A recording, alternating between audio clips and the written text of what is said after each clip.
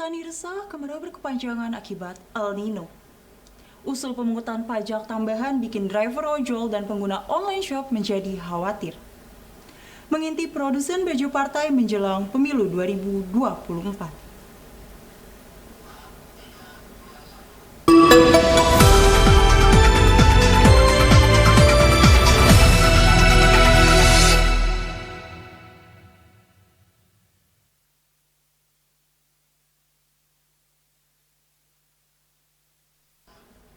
Selamat malam pemirsa, selamat datang di Jiwa News. Bersama saya Siti Hanifah, kami akan membahas berita terkini, terpercaya dan eksklusif. Perpindahan ibu kota akan segera dilaksanakan pada tahun 2024. Perpindahan ini menjadi pro dan kontra di kalangan masyarakat.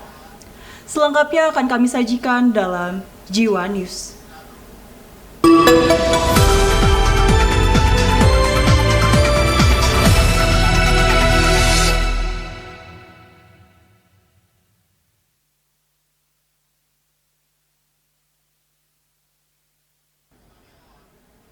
Para petani di Jakarta resah karena hasil panen mereka yang tidak tumbuh dengan baik. Ini semua diakibatkan karena musim kemarau berkepanjangan, sehingga menyebabkan El Nino. Warga Kelurahan Rorotan, Kecamatan Cilincing, Jakarta Utara resah kemarau berkepanjangan akibat El Nino. Kekeringan berdampak pada lahan petani yang mengering, sehingga mereka berusaha mengairi lahannya dengan air yang dipompa dari saluran irigasi. Kekeringan juga mempengaruhi kualitas sayuran, yang tak jarang menyebabkan gagal panen.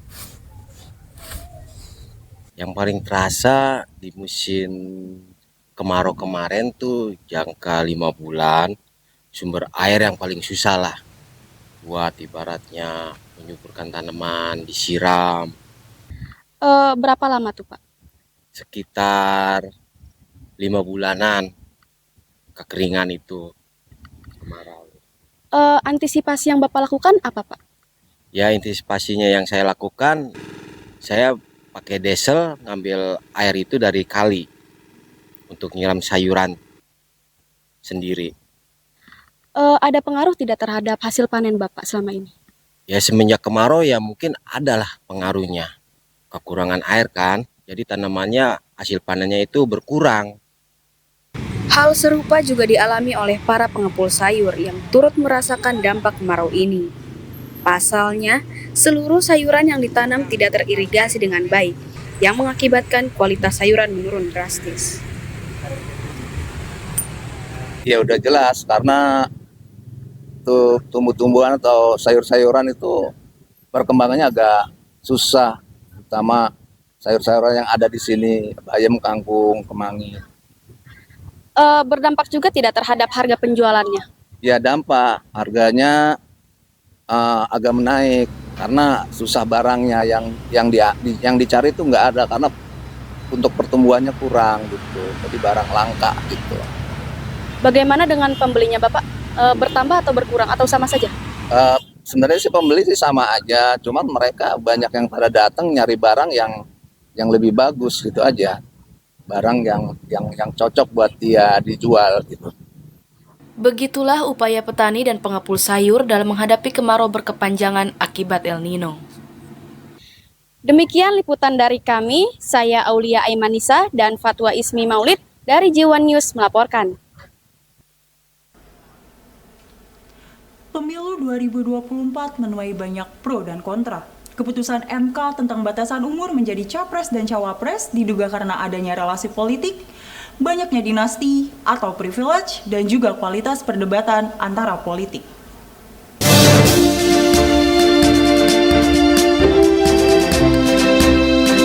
Pembatasan usia itu tidak relevan dalam semangat demokrasi.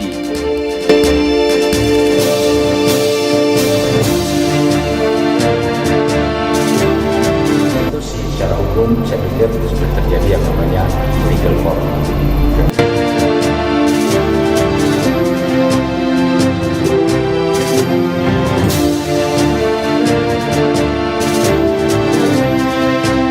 Dalam konteks putusan MK ini berbeda karena aroma nepotisme dan kepentingan politik dari satu keluarga politik di Indonesia itu sangat kental. Prabowo Subianto.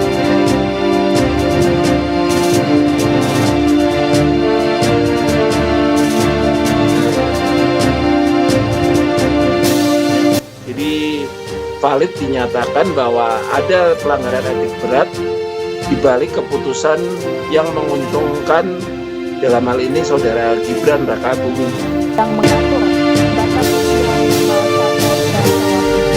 adalah ipar daripada Pak Presiden. Jadi patut diduga memang relasi itu adalah ada relasi politik antara pembatasan umur dan yang dilakukan putusan saat ini. Nah, Jaga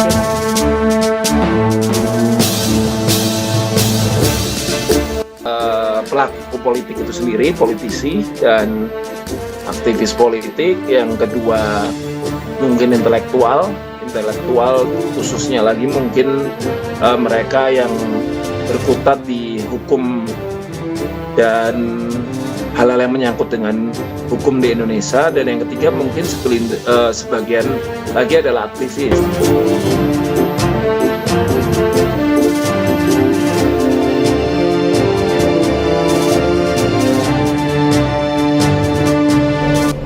dinasti dan segala macam terminologi itu muncul di mana dari perspektif bagaimana dinamika masyarakat menyikapi ini.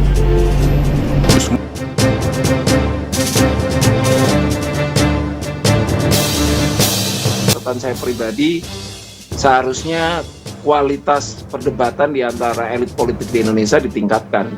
Tapi bahwa ini adalah suatu bahwa politik ini berkembang, politik itu dinamis, gitu kan. Jangan sampai sindiran-sindiran itu menjadi hujatan yang tidak produktif, yang menimbulkan subjektivitas, menyerang pribadi dan segala macam.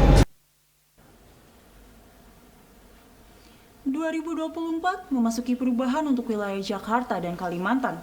Perpindahan ibu kota memberikan banyak dampak, salah satunya terhadap kemacetan di Jakarta. Selamat malam pemirsa, bersama saya Siti Hanifah dan rekan saya Marta Nanda Putra dari J1 News. Perpindahan ibu kota negara dari DKI Jakarta ke ibu kota Nusantara Kalimantan mengalami pro dan kontra. Tentu saja setiap perubahan pasti akan memberikan dampak baik dan buruk. Salah satu dampak baiknya adalah mengurangi kemacetan yang diakibatkan perpindahan pusat pemerintahan ke ibu kota baru. Berikut tanggapan masyarakat mengenai dampak perpindahan ibu kota terhadap kemacetan di Jakarta. Baik, Mas Niko, pandangan Mas Niko mengenai Jakarta seperti apa? Jakarta, pandangan dari saya, itu kota yang macet dan kota padat penduduk dan kota paling padat di Indonesia. Bagaimana pendapat Mas Niko dengan perpindahan ibu kota dari DKI Jakarta ke ibu kota Nusantara Kalimantan? Ya, pandangan saya itu masih memiliki pro dan kontra karena pusat untuk pemerintahan ini akan dipindahkan di kota IKN. Dan ketika kota itu sudah dipindahkan pemerintahannya, volume macet di Jakarta itu bisa mengurangi, jadi tidak macet. Baik Mas Niko, apakah dengan perpindahan ibu kota ini Anda akan mencari pekerjaan baru di ibu kota dan apa alasannya? Untuk pekerjaan baru ya, untuk pekerjaan baru mungkin tidak ya, karena pusat atau bisnisnya itu masih ada di Jakarta. Perpindahan ibu kota ini menuai pro dan kontra di kalangan masyarakat. Namun keras usaha pemerintah untuk memperlihatkan bahwa perpindahan ibu kota ini banyak memberikan dampak positif. Mas Antonius, bagaimana pendapat Anda mengenai perpindahan ibu kota? Apakah akan mengurangi kemacetan? Menurut saya, ibu kotanya dimanapun itu tidak berpengaruh besar terhadap kehidupan saya. Jadi saya hanya mengikuti kebijakan pemerintah, karena pemerintah pusat itu lebih tahu mengenai hal itu. Dan untuk mengenai kemacetan itu menurut saya ia mengurangi karena pusat industri hanya berfokus di Jakarta. Oke, baik Mas Antonius. Apakah Anda akan pindah ke ibu kota baru? Alasannya apa? Kemungkinan tidak, karena saya dari kecil hingga dewasa itu tinggal di Jakarta. Dan juga saya bukan pegawai pemerintahan yang harus ikut dengan adanya ibu kota baru. Dan saya juga sedang merintis usaha di Jakarta. Baik, terima kasih Mas Antonius atas waktunya. Sekian liputan dari kami, saya Siti Hanifah dan rekan saya Marta Nanda Putra dari J1 News melaporkan. Terik panas matahari yang tidak biasa ini menyebabkan beberapa masalah kesehatan yang dialami oleh masyarakat. Salah satunya adalah infeksi saluran pernafasan akut atau ISPA. Akhir Akhir-akhir ini cuaca ekstrim melanda Indonesia dan sekitarnya, menyebabkan kemarau berkepanjangan akibat El Nino. Perubahan suhu yang tidak signifikan menyebabkan penyakit saluran pernafasan, seperti ISPA yang sangat mudah menyerang anak-anak dan lansia. Gimana sih tanggapan Bapak tentang cuaca Jakarta akhir-akhir ini? Oh ya Mbak, masih terlalu panas sampai 40 derajat gitu, bahkan banyak yang kena penyakit ISPA. Oh, Bapak juga salah satunya ya? Iya, saya juga kena demam, kena kadang pilek gitu. Nggak tentu Mbak, penyakitnya gitu. Itu gejala-gejalanya kayak gitu ya Pak? Iya. Oke, baik. Terima kasih ya Pak. Iya. Walaupun gejalanya hanya flu dan batuk, namun ISPA akan berbahaya jika dibiarkan. Masyarakat dihimbau untuk selalu menerapkan pola hidup sehat agar tidak mudah terkena penyakit akibat melemahnya sistem kekebalan dalam tubuh. Baik dokter, menurut dokter siapa yang paling rentan menderita penyakit ISPA ini? Umumnya yang rentan itu anak dan usia lanjut. Karena apa? Anak dan usia lanjut, daya kekebalannya pada umumnya masih rendah. Itu aja. Oke. Nah, kalau misalkan cara mencegah dari penyakit ISPA ini apa aja sih dok?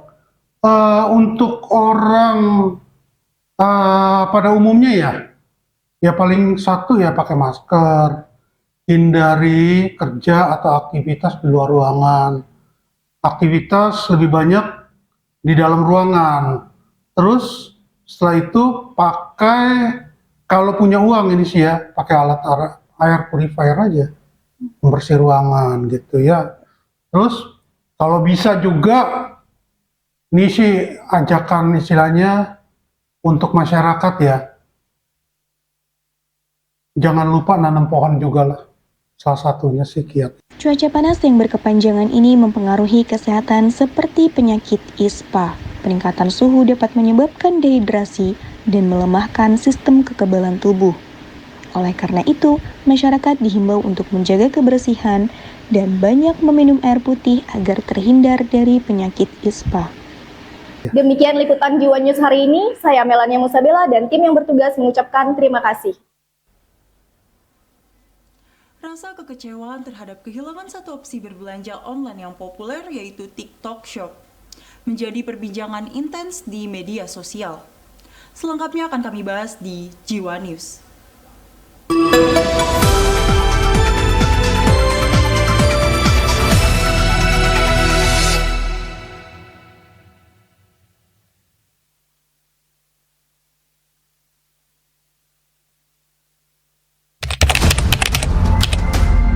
Bima Yudo jadi perbincangan hangat di jagat maya setelah unggahan videonya yang mengkritik Provinsi Lampung. Dalam akun TikTok Aubimax Reborn, Bima membuat konten presentasi soal faktor-faktor yang membuat Lampung dinilainya tak maju. Salah satunya infrastruktur jalan terbatas termasuk kondisi jalan rusak di Lampung.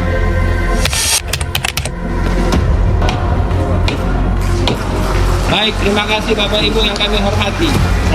Berkenaan dengan hal-hal Aliansi Badan Eksekutif Mahasiswa seluruh Indonesia menggelar aksi karena kecewa dengan keputusan Mahkamah Konstitusi yang menambahkan syarat.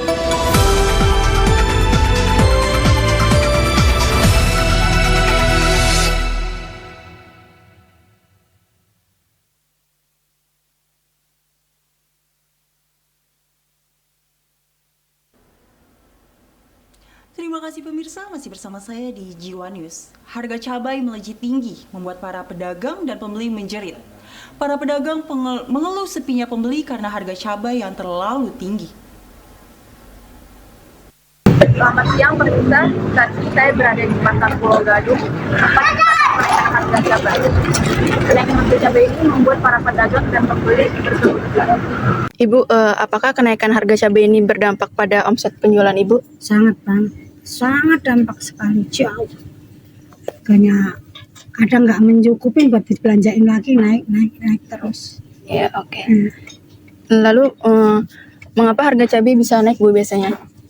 Alasannya sih ya karena turun hujan, terus karena mau pemilu, terus mau tahun baru. Itu alasannya. Jadinya petaninya manennya ini nggak sebanyak waktu-waktu kayak dulu. Pemasokan kurang banget. Mulai kapan harga cabai naik ini, Bu? Mulai parah-parahnya sih ya 2 bulan ini parah banget. Berarti dari 2 bulan lalu ya, Bu? Iya. Kalau siapa yang paling merasakan kekhawatiran atas kenaikan harga cabai, Bu? Masyarakat, konsumen lah. Konsumen kan karena dijatah suaminya sekian tapi di jalan ke pasar sangat-sangat kurang. Iya, betul. Bagaimana Anda menyikapi kenaikan harga cabai? Ya menyikapinya kalau pembelinya mintanya duitnya sedikit ya kasih sedikit. Kalau pengennya banyak ya duitnya harus banyak. Tapi ya banyak mengeluh juga. Apa yang Ibu rasakan saat tahu bahwa harga cabai naik? Nah, gimana ya, orang udah naik ya udah diitin aja, cuman makanya rada diirit-iritin aja. Biasanya kan makanya lebih banyak, biasanya nyambungnya lebih banyak, ini dicampur lebih banyak ke tomat aja, jadi cabenya agak sedikit. Oh ya, kalau menurut Ibu mengapa harga cabai terus naik? Oh ya, itu sih cuma konsumen jadi agak segitu ya udah beli aja langsung, nggak pakai nanya kenapa harga. Ya lah katanya sih dari kayak musim kemarau apa mau musim hujan apa pergantian tahun nggak tahu juga deh. Sejak kapan Ibu mulai merasakan adanya kenaikan harga cabai? Ya 2 bulan yang lalu. 2 bulan yang lalu? Iya. Siapa menurut Ibu yang lebih khawatir, pedagang atau pembeli? Yang lebih apa? Lebih khawatir tentang kenaikan harga cabai? Pembeli lah. Pembeli ya Bu ya? Karena kenapa tuh Bu? Karena mahal, jadi nggak bisa bagi yang lain, jadi buat cabai doang. Sekian berita yang dapat saya sampaikan. Saya Adilia Dwi Putri dan tim melaporkan. Driver ojek online dan pengguna online shop khawatir usul pemungutan pajak tambahan dari pemerintah Provinsi DKI Jakarta akan menciptakan pemungutan pajak ganda. Selamat malam Rama dan juga pemirsa. Pemirsa, pemerintah Provinsi DKI Jakarta berencana memungut pajak ojek online dan online shop. Menurut Pemprov DKI Jakarta, penerapan kebijakan tersebut akan memberikan dampak positif pada penerimaan. Tanggapan Mas mengenai usulan Pemprov DKI Jakarta tentang pemungutan pajak pada ojek online dan online shop. Baik ya, kalau misalnya untuk menurut saya pribadi untuk pajak di ojek online itu menurut saya kurang ya, maksudnya, dan saya juga tidak setuju karena menurut saya untuk pendapatan ojek online sendiri itu sudah terbilang masih sedikit, masih di bawah UMR. Jadi kalau misalnya untuk dikenakan pajak lagi menurut saya itu akan menyiksa rakyat-rakyat kecil yang lain gitu. Itu aja sih Mbak. Dampak yang terjadi jika memang usulan Pemprov ini tentang penambahan pemungutan pajak tambahan ditetapkan, apa yang terjadi? Mungkin yang akan terjadi mungkin pada demo lagi Mbak. Soalnya kalau misalnya kemarin kan ojol pernah demo juga. Nah, jadi nanti sekarang mungkin bakal ada demo kedua atau demo yang berkelanjutan untuk menghapus denda pajak ini, dan takutnya juga kita udah bayar pajak motor, masa kita harus didenda lagi untuk pajak mendapatkan pendapatan ini Mbak. Gitu Mbak, terima kasih. Namun usul kenaikan pajak yang ditetapkan oleh Pemprov DKI Jakarta membuat pengemudi ojek online dan pengguna online shop menjadi khawatir. Sejumlah pengendara ojek online atau ojol dan juga online shop menentang rencana Pemprov DKI Jakarta mengenakan pajak tambahan untuk transaksi ojol. Dikhawatirkan kebijakan ini malah menciptakan pemungutan pajak ganda dan malah akan membebankan para drive dan pengguna online shop nantinya. Bagaimana tanggapan Bapak mengenai usulan Pemprov DKI Jakarta tentang pemungutan pajak ojek online dan online shop? Oh, itu saya kurang setuju ya, karena pemungutan pajak ini harusnya lebih objektif lagi, ditujukan kemana, karena yang kita tahu penambahan pajak ini kan bisa merugikan kita lah sebagai pelaku usaha maupun sebagai pekerja di lapangan. Apa dampak yang akan terjadi jika memang usulan Pemprov tentang penambahan pemungutan pajak ini ditetapkan? Tentu dampaknya kalau bagi kami sebagai pelaku usaha itu ya harga kami susah lah bersaing dengan para kompetitor, karena kan ada profit yang memang harus diperhitungkan lagi lah berapa untungnya dan lain-lainnya. Demikian liputan dari kami, saya Marisa dan Ahmad Sofyan dari Jiwan News melaporkan. Curah hujan yang sedikit membuat produksi berkurang, sedangkan permintaan pasar bertambah, membuat kenaikan harga beras melejit.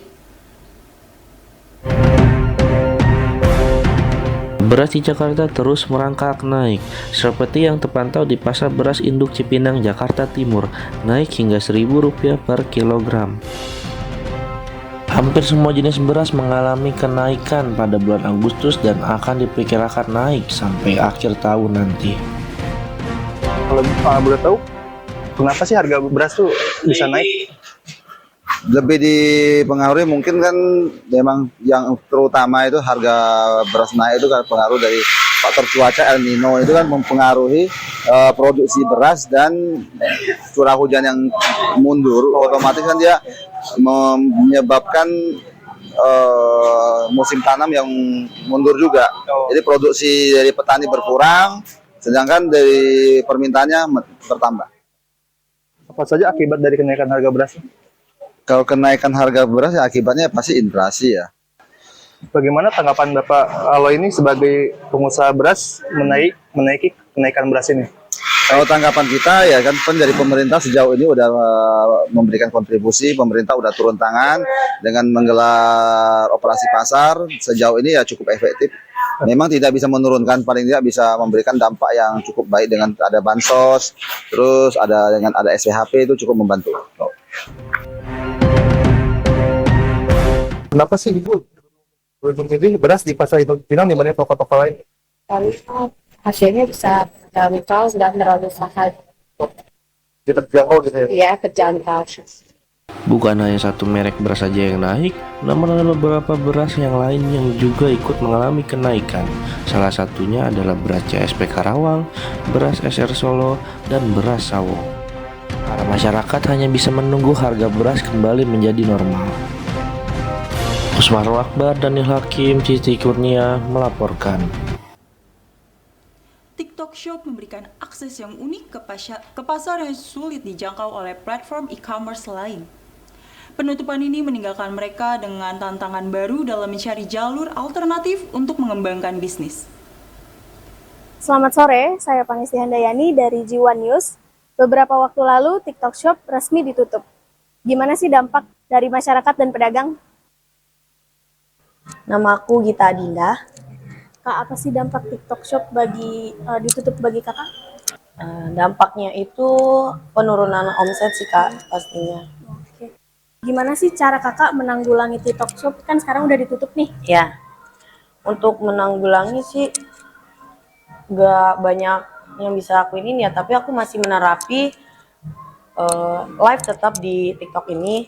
Untuk payment masalah itunya kayak mau cekot-cekotnya gitu bisa ke e-commerce lain kayak gitu.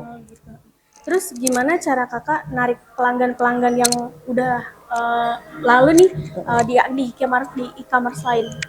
Untuk narik pelanggannya ini aku paling pemasarannya konten sih ya Kak, karena kan konten itu penting juga, sama bikin diskon-diskon paling ya Kak. Makasih ya Kak. Ya. Halo Kak, kakak namanya siapa? Halo Nadia. Kak Nadia, tahu nggak sih tentang TikTok Shop Kak? TikTok Shop sosial media, cuman sekarang dia udah bisa sambil buat belanja online juga. Gitu. Kakak sejak kapan mulai belanja di TikTok Shop Kak? Untuk belanja di TikTok Shop dari tahun lalu sih udah mulai coba. Berarti udah mulai lama ya? Iya. Kalau kakak lebih suka belanja di online atau di offline Kak? Terus alasannya apa? Boleh diceritain nggak? Aku lebih suka di online. Karena yang pertama nggak wasting time, nggak harus pergi-pergi. Terus juga kadang harga lebih murah, lebih miring, banyak diskon. Terus ya simple aja, kita tinggal nunggu barang nyampe kan. Iya. Oh iya, terus kan akhir-akhir ini ada pemerintah penutupan TikTok Shop nih Kak. Gimana sih tanggapan kakak tentang penutupan TikTok Shop? Kakak setuju nggak dengan adanya penutupan TikTok Shop nih? Kalau dari setuju nggak setuju sih lebih ke after dari penutupan itu kita ngapain ya? Karena kan basicnya kan TikTok itu kan sosial media, cuman dia ngerambah untuk jadi kayak mirip-mirip e-commerce lain yang memang fungsinya untuk online shop. Kalau memang mau ditutup berarti ya udah fokus benar-benar ke sosial media aja TikToknya. Tapi kalau memang mau lebih ke e-commerce yang kayak online shop lain gitu ya mungkin dimaksimalin lagi sih, fitur-fiturnya juga masih kurang memadai kayak e-commerce lain. Terima kasih ya Kak. Sama-sama. Pemerintah mengeluarkan aturan penutupan TikTok Shop untuk membantu para UMKM di Indonesia. Tetapi hal ini menjadi kembali lagi kepada konsumen untuk berbelanja di online ataupun di offline. Saya Pangesti Handayani dan tim dari G1 News melaporkan. Generasi muda yang memiliki hak pilih tentu jelas berbeda dengan generasi muda 10 tahun lalu. Banyaknya generasi muda yang baru akan memilih di tahun 2024. Selengkapnya akan kami bahas dalam segmen hiburan.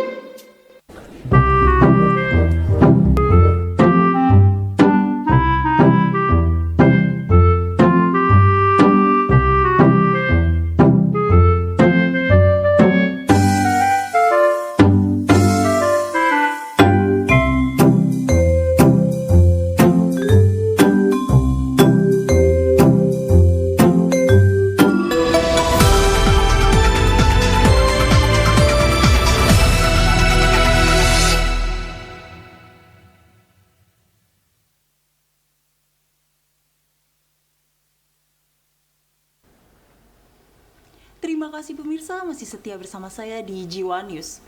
Jumlah generasi Z dan milenial mendominasi di kalangan yang memiliki hak pilih. Kepedulian mereka terhadap isu yang ada di Negara Kesatuan Republik Indonesia yang patut diseriusi. Iya pemirsa, pemilihan umum 2024 sebentar lagi akan dimulai. Komisi Pemilihan Umum KPU menyebutkan bahwa generasi Z memiliki peranan penting terhadap pemilihan umum 2024. Bagaimana ya minat dari generasi Z itu sendiri? Baik, langsung saja saya akan menanyakan secara langsung kepada generasi Z.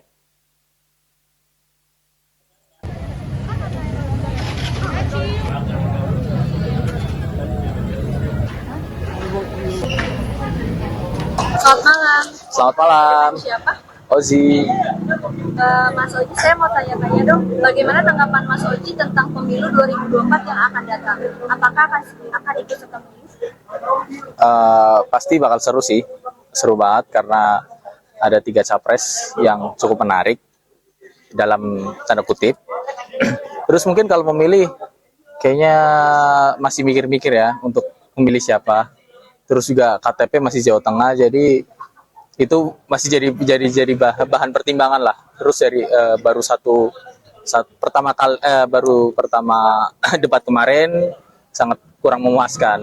Jadi mungkin untuk kedepannya harus kita pilih-pilih dulu. Gimana tanggapan Mas Oji terhadap capres setelah adanya debat sesi pertama? Ya kalau di sisi pertama sih menurut saya sih zong ya, karena menyerang pribadi masing-masing.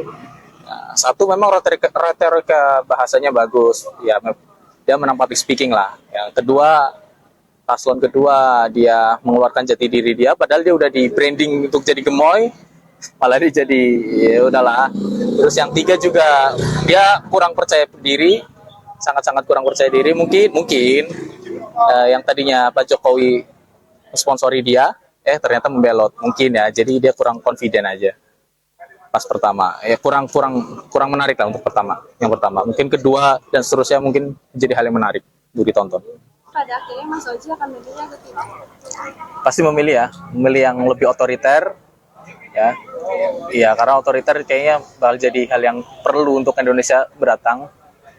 Terus ya sama melihat keamanan negara juga, yang pasti ada paslon yang bakal memperhatikan hal itu.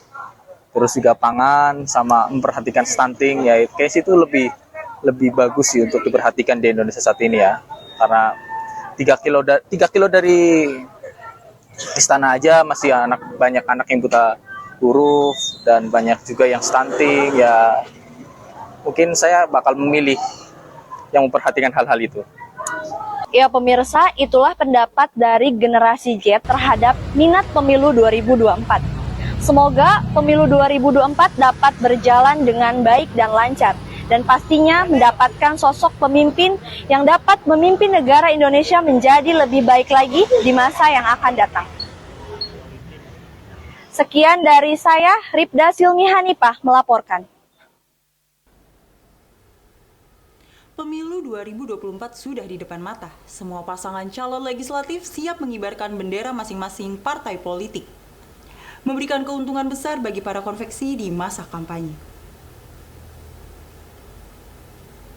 Selamat siang pemirsa, harum partai politik menjelang menyeruak di setiap sudut lantai 1 Blok 3 Pasar Senen, Jakarta Pusat menjelang pemilihan umum atau pemilu di tahun 2024.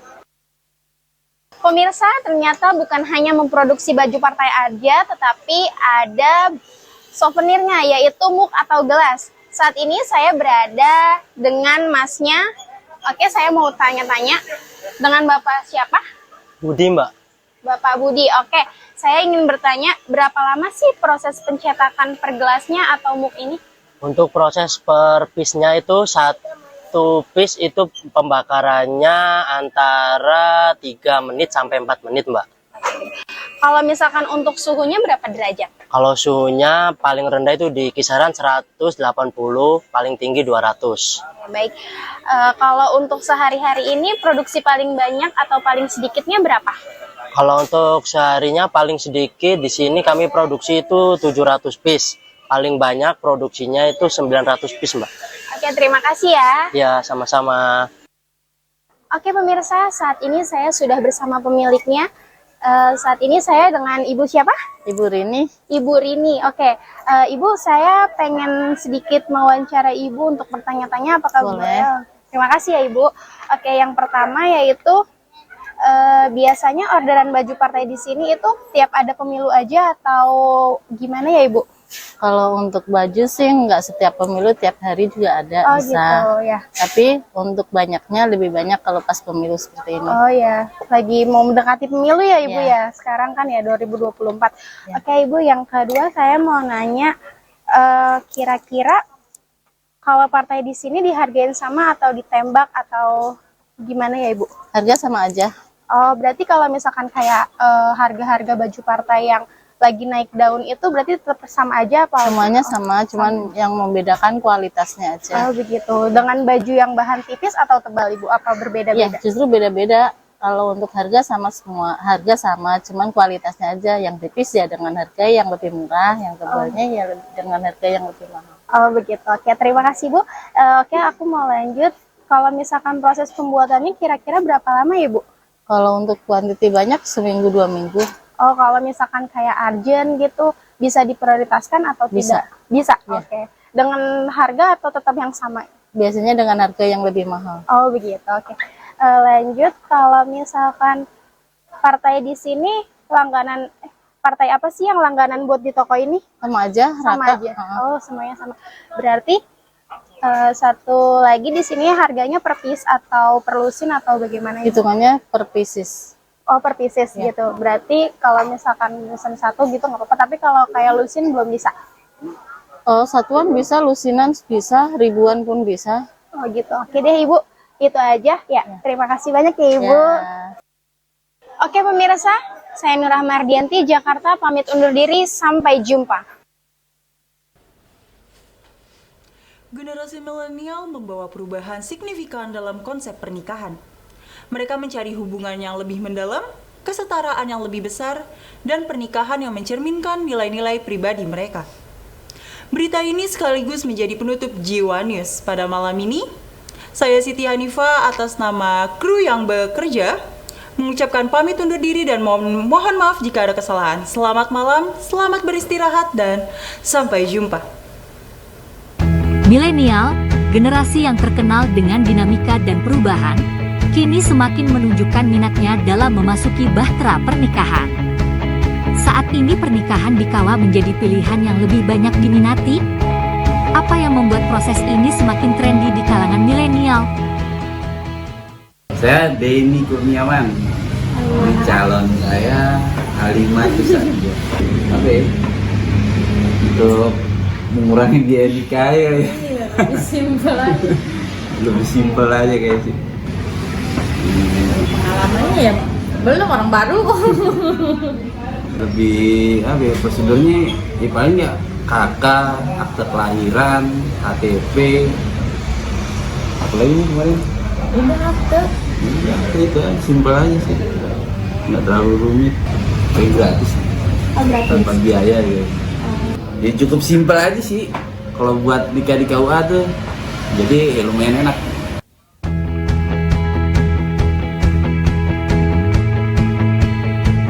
Bagaimana dengan tanggapan Kepala KUA Kecamatan Matraman dengan tren milenial menikah di KUA? Mau nikah di KUA tentu harus siapkan berkas-berkasnya sesuai peraturan Menteri Agama nomor 20 tahun 2019. Yang pertama, surat keterangan menikah dari kelurahan. Itu berdasarkan pengantar RT dan RW. Kemudian fotokopi akte kelahiran, fotokopi kartu keluarga, fotokopi KTP yang pengantin maupun orang tuanya beserta wali nikah, surat pernyataan belum pernah nikah kalau memang dia belum pernah menikah, akte cerai asli kalau memang statusnya janda cerai hidup atau duda cerai hidup, dan juga surat kematian pasangan suami istri yang cerainya cerai mati. Foto juga harus disiapkan karena kan buat buku nikah. Sesuai aturan yang namanya biaya nikah di KUA tidak ada, 0 rupiah. Kalau di luar KUA atau di luar jam kerja maka biayanya Rp600.000. Untuk PNBP, penerimaan negara bukan pajak, jadi disetorkannya ke negara langsung. Ada sesuai Undang-Undang nomor 16 tahun 2019 yang namanya pengantin yang mau menikah di KUA minimal 19 tahun. Kalau di bawah 19 dia harus ada izin dispensasi terlebih dahulu ke pengadilan agama. Tergantung. Ini kita kalau zaman dulu mungkin orang menikah berdasarkan tanggal baik dan hari baik. Kalau sekarang tanggal cantik dan gedung yang kosong gitu. Kalau di luar, kalau di KUA bebas waktunya. Saran saya bagi para generasi milenial yang ingin menikah di KUA, yang pertama luruskan niatnya, karena nikah bukan untuk main-main dan bukan untuk sementara. Yang kedua, perbanyak ilmu tentang pernikahan. Betapa semua orang yang ingin menikah ingin rumah tangganya menjadi sakinah, tapi fakta di luar sana setelah menikah tidak semua orang rumah tangganya sakinah. Maka perlu ilmu yang banyak tentang pernikahan.